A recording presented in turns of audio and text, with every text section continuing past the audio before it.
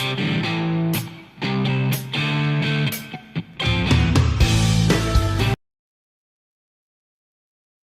hello, friends. Good to be back. Good to see you. Hey, listen, when chaos comes, some treat it like it's a blanket, some treat it like a ladder. My next guest, he's on the Canada-U.S. Council that the Prime Minister of our country put together in the face of, I don't know, a takeover, an invasion, tariffs from Donald Trump and Maple MAGA. Please welcome back to the program the head of the Automotive Parts Manufacturing Association in Canada, the only man I know that's invented and developed an electric vehicle. And he's also on the Canada-U.S. Council. Please welcome to the program, Mr. Flavio Volpe. Hey, dude, how's your fifth job? Yeah. And this one pays about as much as the fourth one, so. Dude, you're doing your civic duty. You got the Order of Canada for a reason. Yeah. You're representing Canada. You're on a very distinct council with some very influential people. Let's get into it because you're leaving for Washington today, as I understand it correctly. Yeah. Yeah, that's right. That's right. Yeah. You're leaving for Washington, trying to prepare for what could be 25 to 50 to 150 to 200% tariffs on vehicles, automotive parts. I mean, your industry is in a tizzy. You've got, the heads of Ford and General Motors going, "Oh, we're in trouble." But I want to ask you before we get started on some of the details here. Has this been papered at all? Like, all the work that you're doing, the 184 interviews for the past 4 or 5 days, the meetings, the preparation, any retaliatory response, do you guys have like anything on paper to go on, or is this just, are we just talking, hey, we're reacting to Crazy Town right now? Yeah, you're hitting the difficulty in doing this thing. Everybody's expecting, like, what's your plan? How do you deal with different scenarios? What are the cards we have to play? All of that is circling the airport because he's threatened, by my count, 4 different tariffs on Canadian cars and the Canadian economy and Canadian materials. The first one was border related, at least in his argument. And that's the one that we got the stay of execution from on January 31st with our border plan. But that's supposed to come back on March the 4th. There's no paper on that. Like, there isn't an executive order or a piece of legislation like the Trade Expansion Act that says, hey, by the way, we declared a national emergency and this is what we're going to do. We were negotiating with a position, not a position paper. Okay. Then he's got another one where he says, well, we're going to do 25% on steel and aluminum, like we did in 2018 and 2019, but this time there's no exceptions. Canada got an exemption. No paper. No memo? No paper. Nothing? Oh, no, nothing. March 12th. We're all kind of, we don't know. We're waiting. Then there's a bunch of stuff, things that are called there's de minimis shipments.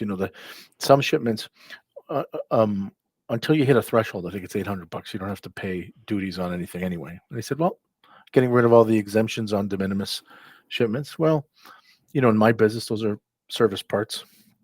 Then he said last week, 50 to 100% on Canadian cars because they stole the auto sector from us. No paper.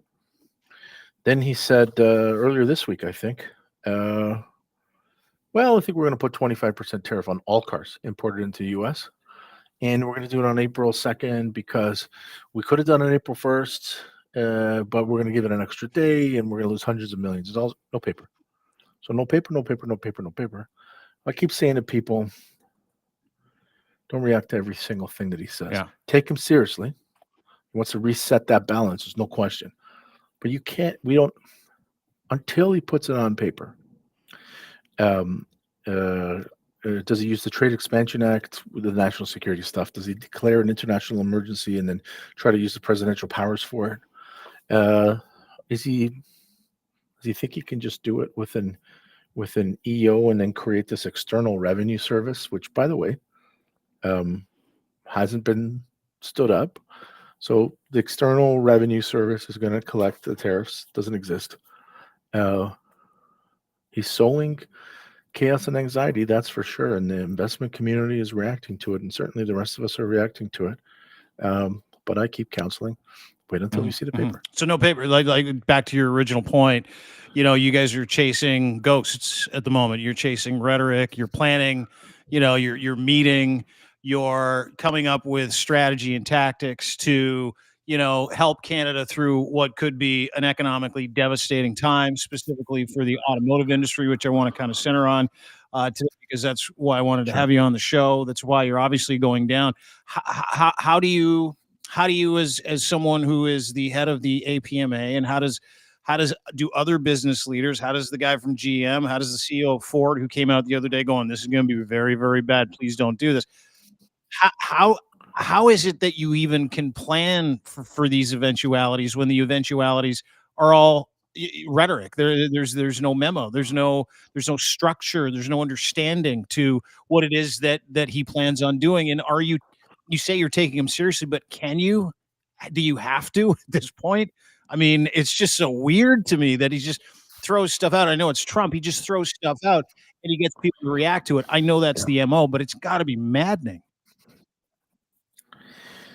It is a little maddening. I'll tell you what you can do is you scenario plan worst case scenario, which is in my layman's mind, he declares an international economic emergency targeting Canada and various Canadian industries, and he says, I think it should be 100% tariff, which is the high number of everything that he has said, 50 to 100 on cars.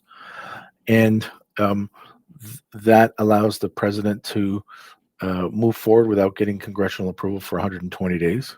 There's no precedent for using this APMA for tariffs, but he might do it.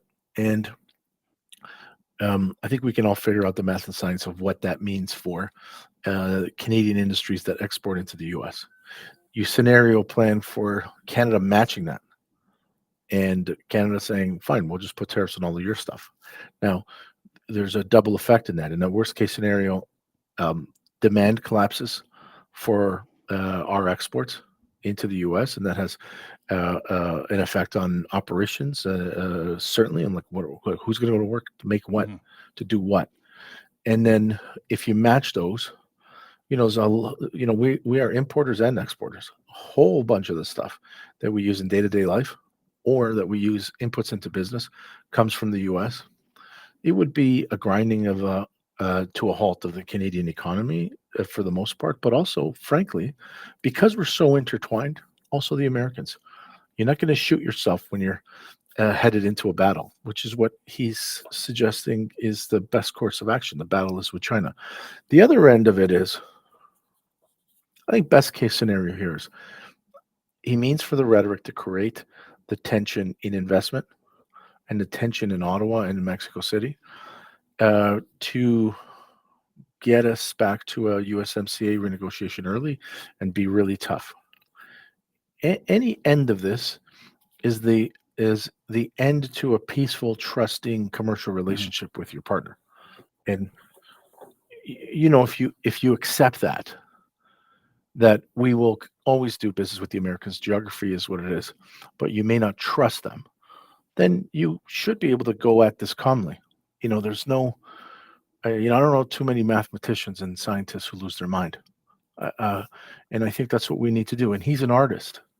And I mean that not in a dismissive way. A lot of what he does is art. And it's the art of communication. He likes to say it's the art of negotiation. Not really. But he's been in performance for the last 40, 50 years. He knows how to ratchet up tension. Don't look weak. Don't beg for mercy. In the end, he's not, somebody had asked me, like, who are you going to see in Washington? Who's got his ear? No one's got his ear right now. Maybe the Dow Jones has his ear. Peter Navarro, who's this like manufacturing economy advisor, who's a maximalist, which is a really nice way of saying he thinks in black and white. When he spent a little time in jail recently, didn't he? I think so. I mean, maybe he's got some perspective from that. Who knows? Maybe the food was better than he thought. He's who has his ear. Now's not the time for us to be saying to him, please, we're your friends. That should mean something. No. It doesn't mean anything to him. But I think we should, I've seen the premiers, ministers, officials, industry leaders go back and forth to Washington. Where they're having the most effect, I think, is planting the seeds of reality, math and science, the effect that all these things are going to have on your interests in the U.S., on consumers, on workers, on plants, and industries, on an investment return, so that when the pendulum stops swinging, people who have common cause, who aren't necessarily our allies. Chuck Grassley is a influential Republican senator who said, like, I agree with the president's trade policy, but potash is going to cost more, and all my constituents are farmers.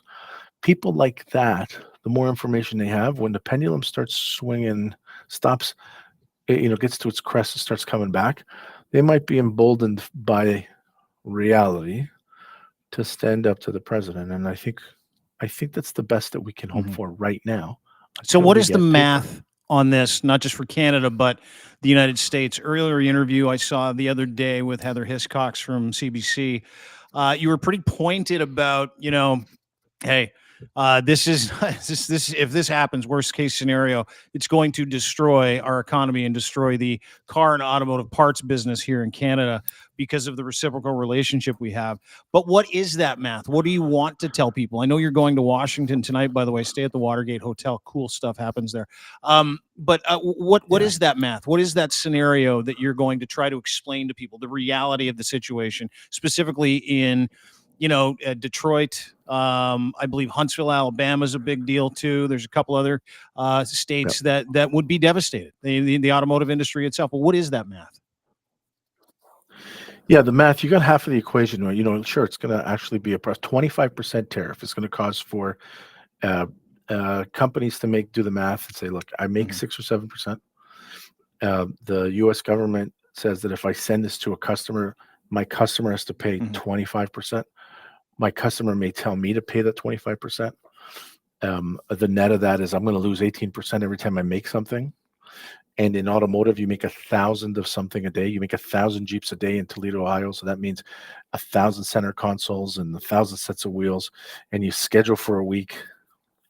Jeep would be booking a $4 million loss, $6 million loss for the week. A supplier might be booking a $200,000 loss for the week. Are you going to do that? How many weeks are you going to schedule? The reality is, when you look at that arc, you're not going to schedule any weeks. You're going to say, I'm going to run out of money in a week or a month or 3 months. And we don't know, the tariffs are indefinite.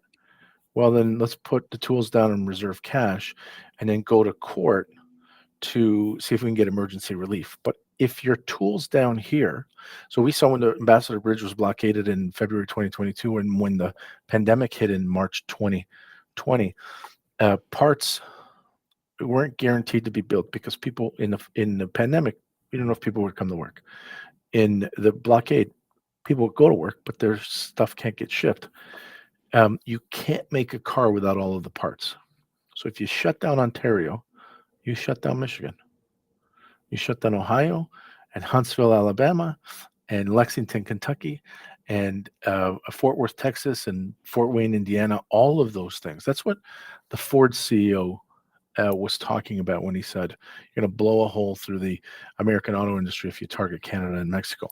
That math is important. I just met with officials this week in the U.S. and just walking through the math.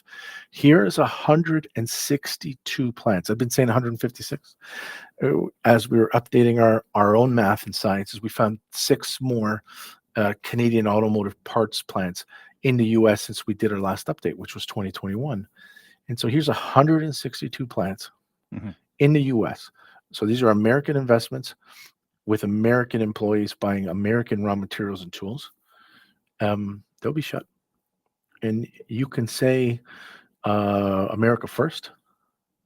I don't know what's more American than investing in Muscle Shoals, Alabama, Livonia, Michigan.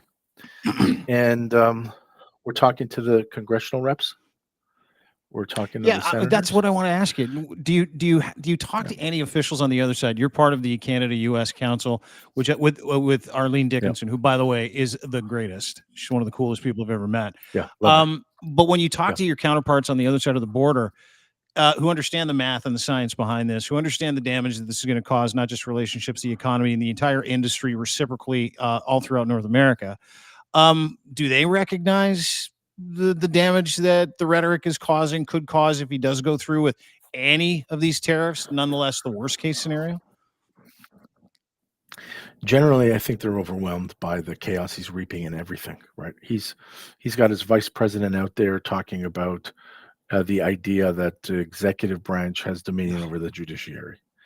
They're shutting U.S. agencies illegally through executive orders. He's thrown Ukraine to the dogs, lecturing Europe on democracy.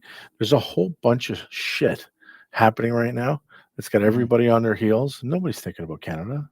So when you talk to them, most of the officials say, look, the president runs the government. He is the head of the political branch. Stuff filters down when orders turn into regulatory instruments or law, and we execute what the political powers that be determine to be the path for the country. That's the president and that's Congress. And they also say, look, we're at 35,000 feet here. If you listen to the president, he's got a whole bunch of nominees that have to get confirmed, and they will over the next couple of weeks. And there'll be a lot more, adults on these files, and we'll worry about it when we see the paper. That's it. I mean, in essence, and in fairness to them, what else could you do? Like in 2018, I said, you're going to put national security tariffs on pickup trucks from Oshawa, Ontario, or aluminum from Quebec. Then we'll take you to court, and we'll prove, we'll argue in court that you're doing irreparable harm, and you are, it's a misuse of the legislation. And that irreparable harm would go to court in the U.S., get standing in the U.S., saying to the American interests here. We wouldn't have to because he backed off on cars. Yeah, but that's because he had like Wilbur Ross, who talked a little common sense into him, a couple other people. It's very different this time around, right? Like he surrounded himself with yes men. I'm going to use the word sycophants. And Kash Patel just got nominated today, successful nomination. He's not surrounded by people like General Kelly or Wilbur Ross, who are like, hey, most of your donors are going to lose their shirts, lose their asses. We're going to decimate an industry. We're going to put people out of work, blah, blah, blah, blah, blah.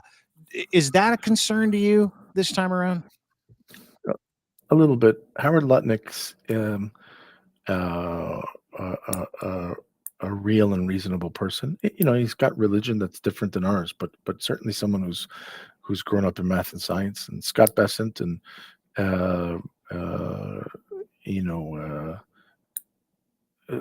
his USTR appointee is the former chief of staff to his former USTR appointee, and they went to the same school of hard trade positions, America first, but not nuts, reasonable people. And so I do expect a bunch of the rhetorical fog to clear when there's paper. I don't expect any of those arguments to be beneficial to Canada on paper, but at the very least, we're going to know what we're working with. We're going to know how to get in. We're going to have to go through the storm to get to finish this, but at least we'll know what the storm is, and it's not just storm of words and threats.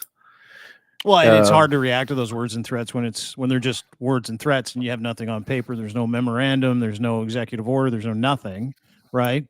So what are you going to Washington for? Are you going to educate people? Are you leaving tonight, by the way? What we're doing in Washington is not pleading our case. What we're doing in Washington is sharing the defense and hear the numbers. Like we are in our business, we're American investors and we're American employers. Now, it would be great if the conversation was, "Oh my God, we should make sure that your interests are spared." It's not. It'll be thank you for that.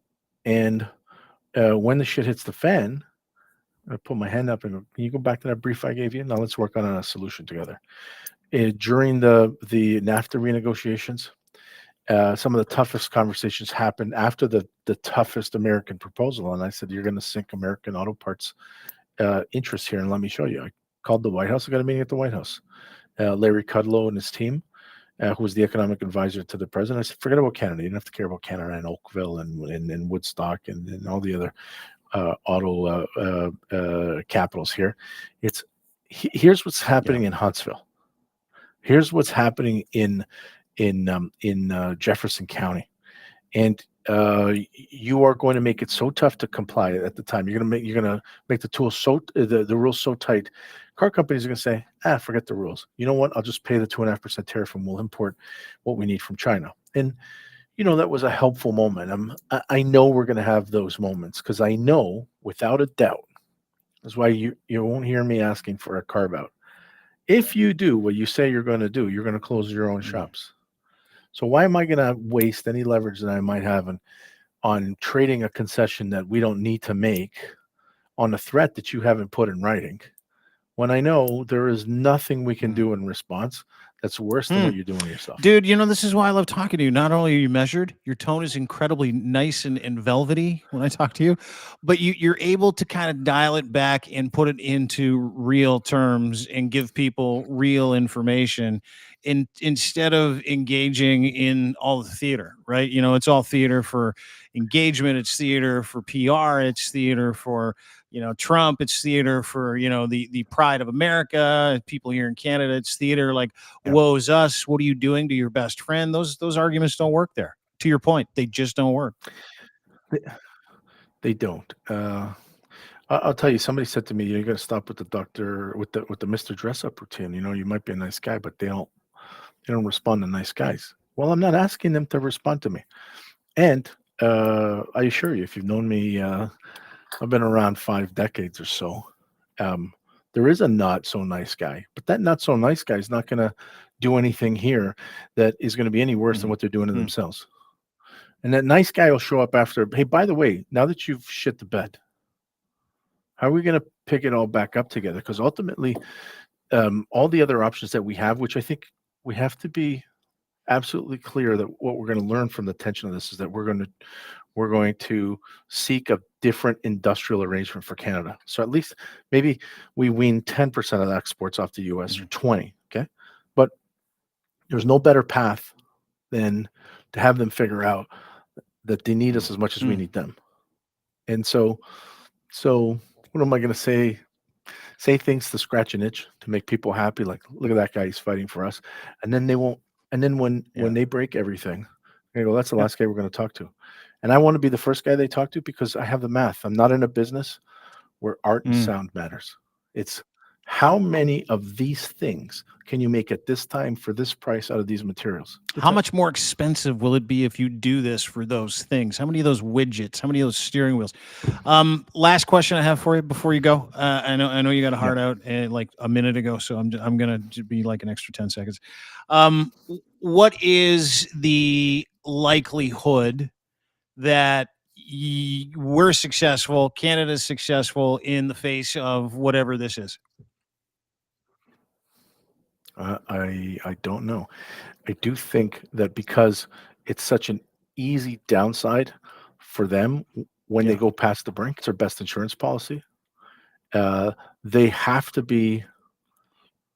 This guy has to be purposely bringing the U.S. to an apocalypse to not want to turn back after some of the damage that he inflicts on himself. And I don't believe that. I do believe a lot of this is about a political movement and satisfying that movement and keeping a grip on power. And I said in a Toronto Star piece today, he's pushing us all into a wood chipper, Canadian and American interests. But when you're negotiating for a wood chipper with a wood chipper, there's 2 things that you should know. Number 1, don't jump in. And number 2, bring some bricks. Toss them in. See You what ready? You ready? Are we ready to retaliate? You think? Are we ready to respond? I'll leave you with one fact. Yes, sir. 60% of the aluminum that Americans use, not import, use, comes from Quebec. Now, when Legault says we could sell it somewhere else, that's bad. We've been talking about cutting off oil. Oil is like a lifeblood. But you think about everything in that country that relies on aluminum, including the defense industry, and you start to be a little bit calmer about Canada's chances. Dude, I really appreciate you taking a minute today. I know you're incredibly busy. Go put out some more global fires. Thanks for doing this. Yeah. Thanks for having me. All right. We'll talk to you soon. Flavio Volpe, the head of the APMA. He is on the Canada Council, Canada-U.S. Council, ladies and gentlemen, and he spends a little bit of time with us to help inform some people, a few 100,000 people, little bites and chunks, right, that you get from different people. And Flavio is one of the great explainers. He's one of the great advocates for common sense here in this country, and he likes to calm things down, bring it into an arena where we all understand it. Yes, the threat's real, but again, none of this is on paper. None of it. None of the sanctions, none of the tariffs, none of the proposed whatever. It's just effectively the ramblings of a fucking moron at the moment.